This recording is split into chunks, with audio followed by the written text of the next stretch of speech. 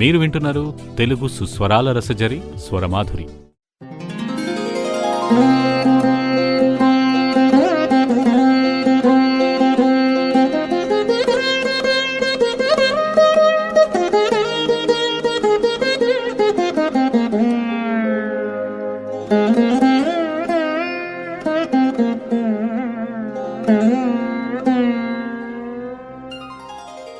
శ్రోతలందరికీ నమస్తే. ఎలా ఉన్నారు? మీరందరూ కూడా బాగున్నారని అనుకుంటున్నారు. నేను కూడా చాలా బాగున్నాను. సరే, ఈరోజు మీ ముందుకు వచ్చాను ఒక కథ చెప్దామని. అంటే కథలంటే ప్రతి ఒక్కరికి కూడా చాలా ఇష్టం.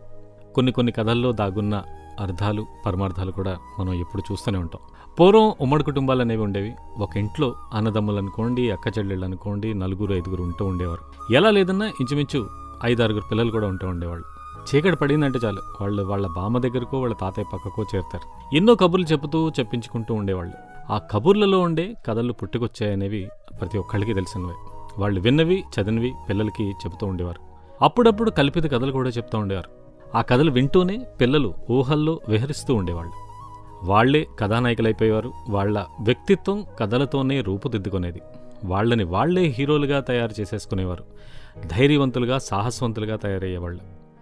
సమాజానికి పనికొచ్చే పౌరులుగా కూడా మారిపోయేవాళ్ళు. విజ్ఞాన జ్యోతులుగా వెలుగొందేవాళ్ళు.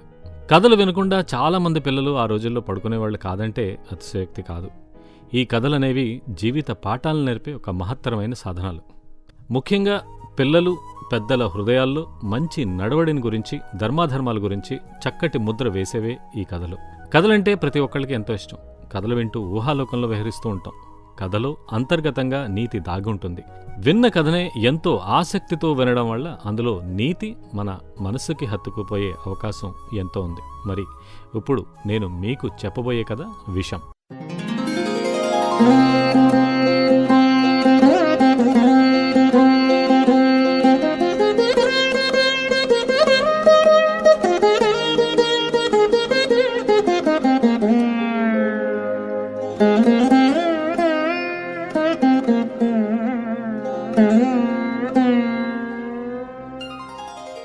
అత్తగారితో ఆ కోడలికి నిత్యం వాదులాటే. ఆమె మీద విపరీతమైన ద్వేషం పెంచుకుందా కోడలు.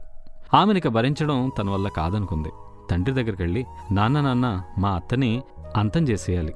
ఆమె బతుకున్నంతకాలం నాకు అసలు శాంతి లేదు. కాస్తంత విషం ఇవ్వు, ఆ ముసల్దాని పేడ విరగడ చేసుకుంటాను అని ఆవేశంగా తండ్రితోటంది. అలాగేనమ్మా, అయితే అకస్మాత్తుగా ఆమె చనిపోతే అందరికీ నీ మీద అనుమానం వస్తుంది. అందుకే నెమ్మదిగా ఆమెను అంతం చేసే విషం మూలిక ఒకటి నీకు ఇస్తానని చెప్పాడు. రోజూ వాటిని అన్నంలో కలిపివు. నీ మీద ఎవ్వరికీ సందేహం కలగకుండా ఆమెతో ప్రేమ నటించు. ఆమె చెప్పినట్టు నడుచుకో అన్నాడు తండ్రి. సంతోషంగా సరే అందా కోడలు. ఆ విషమూలికలు తెచ్చి రోజూ అన్నంలో కలిపి అత్తకు పెట్టడం మొదలెట్టింది.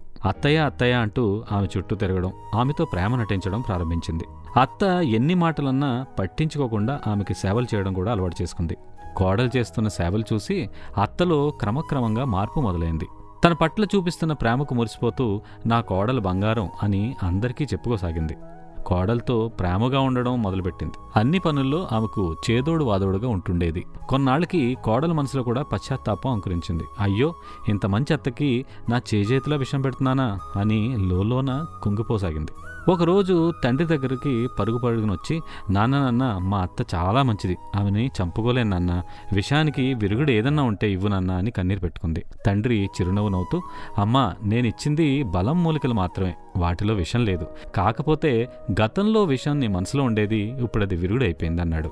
అందుకే పెద్దలు ఏనాడో చెప్పారు, ప్రేమను పెంచితే లోకమంతా ఆనందమయంగా మారిపోతుంది, ద్వేషం పెంచుకుంటే నిలువెల్లా విషమై కవళిస్తుందని.